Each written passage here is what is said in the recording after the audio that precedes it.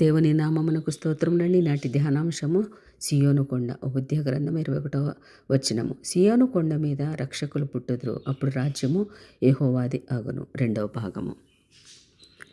ఈ దినమున మరొక 2 ప్రశ్నలండి. సంసోను బలాఢ్యుడా, యోసేపు బలాఢ్యుడా?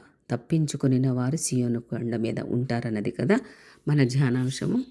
అంటే మనమంతా సంసోను బలాఢ్యుడు అంటాము, కాదనలేని సత్యమే కదా. ఎందుకంటే సింహములను చీల్చి చంపినవాడు, ద్రాక్ష తోటలో సింహములను చంపినవాడు, కోట గోడల తలుపులను ఊడబెరికినవాడు, నక్కలను పట్టుకుని తోకలకు ముడులు వేసి దీపాలు పెట్టినవాడు, ఇన్ని గొప్ప కార్యములు చేసి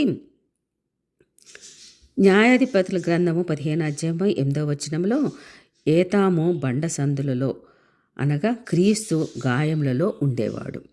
ఆ గాయములలో ఉన్నంతకాలం కూడా అతను అన్నిటిని గెలిచినవాడే, గొప్పవాడే.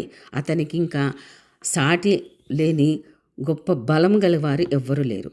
ఈ లోకపరంగా అందరూ మెచ్చుకోవాల్సిందే. వావ్ అనాలంటే సంసోను బలం అయితే బాగుంటుందని సహజంగా కోరుకుంటాం మనం కూడా. చాలా మంచి స్టోరీయే. యోసేపు ఒక యజమానుని దగ్గర పనివాడిగా ఉన్నాడు.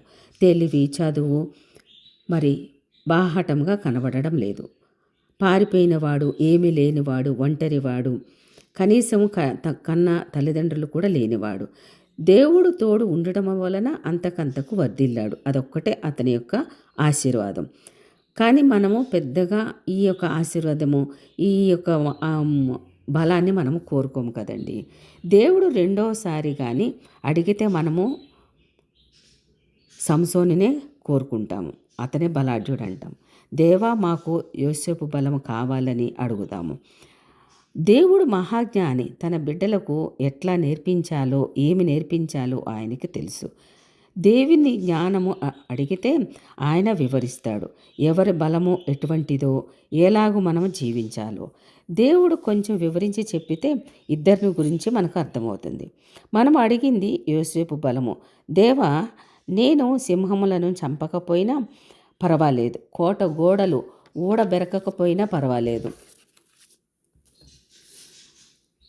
కోట గోడల తలుపులను ఊడబెరకకపోయినా పర్వాలేదు, ఏ నక్కలను పట్టుకోకపోయినా పర్వాలేదు, వాటికి ముడులు వేయకపోయినా పర్వాలేదు, వాటికి దీపాలు పెట్టకపోయినా పర్వాలేదు, నేను శోధనలో పడకుండా బలహీనతలో ఉండకుండా ఉండి తప్పించుకొని పారిపోయే బలము నాకు ఇవ్వు తండ్రి అనము మనం వేడుకుందాం. ఎందుకంటే నేను సింహములను చంపాను, నక్కలకు ముడులు వేశాను, ఏ కోట గోడ తలుపులు ఊడబెరికాను అన్నవాడు చిన్న శోధనలో పడిపోయాడు.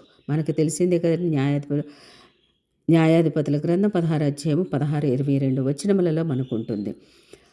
అయితే అతను ఆ యొక్క దెలీలా అనే శోధనలో పడిపోయాడు కాబట్టి ఆ శోధనను బట్టి అతనిని ఆ బలము మనము అడగకూడదు కదా.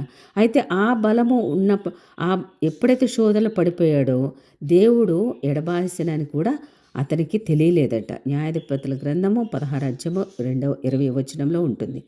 ఎందుకంటే తప్పు చేయనంత వరకు ఎంతో బలం ఇచ్చాడు, అన్నిటిని చీల్చి చెండాడేంత బలం ఇచ్చాడు, జ్ఞానం ఇచ్చాడు, ధైర్యం ఇచ్చాడు. ఒంటరిగా ఉండినప్పుడు ఏతాము సందులో ఉన్నప్పుడు, ఏతాము బండ సందులో ఎంతో ధైర్యంగా ఒక్కడే ఉండగలిగాడు. ఎప్పుడైతే తెలియలే శోధనలో పడిపోయాడో మరి దేవుడు వెంటనే అతనిని ఎడబాసాడంట, విడిచిపెట్టేశాడు. అయ్య బాబోయ్ అని అక్కడ నుండి పారిపోయినవాడు గెలిచాడు. అంత ధైర్య సాహసములు కార్యములు చేయగలిగిన దెలీలా చేతిలో బందీ అయ్యాడు. నేను దేనికి బలి కాకూడదని పోతిఫరు భార్య చేతి నుండి తప్పించుకునినవాడు, పారిపోయినవాడు అధికారిగా నిలబడగలిగాడు. దేవునికి భయపడేవాడు, పరిశుద్ధతను కాపాడుకునేవాడు, తన జాగ్రత్తను తాను ఉండేవాడు, పెద్దలను గౌరవించాడు, బహుమతిని గెలుచుకొని వస్తాడు కూడా. నాకు చాలా బలం ఉన్నది, ధైర్యం ఉన్నది, స్త్రీకి దాసుడైన వాడు ఓడిపోయాడు. మేము బలహీనలము అని అడిగిన వారికి చిన్న శోధన కూడా రాకుండా తట్టుకునే శక్తి దేవుడు ఇస్తాడు.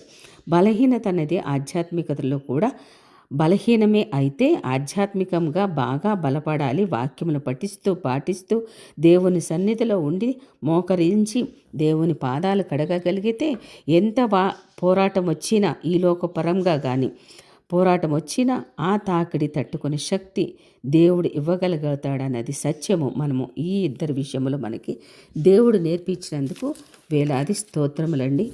కాబట్టి బలాఢ్యులు ఎవరన్నది మనకి తెలిసింది. కాబట్టి ఏ బలము ఎవరిదో ఆ బలాన్ని కోరుకుందాము. యోసేపు బలాన్ని కోరుకుందాము. ఆమేన్.